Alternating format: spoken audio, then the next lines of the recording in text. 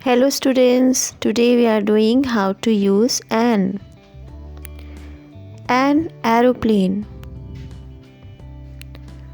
an apple, an alligator, an engine, an eagle, an eraser,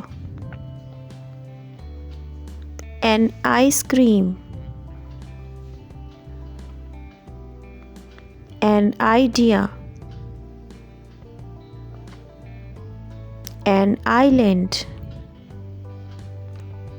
an orange,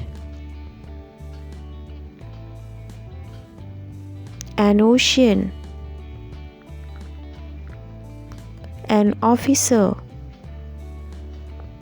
an umbrella, an untidy room, an upset man.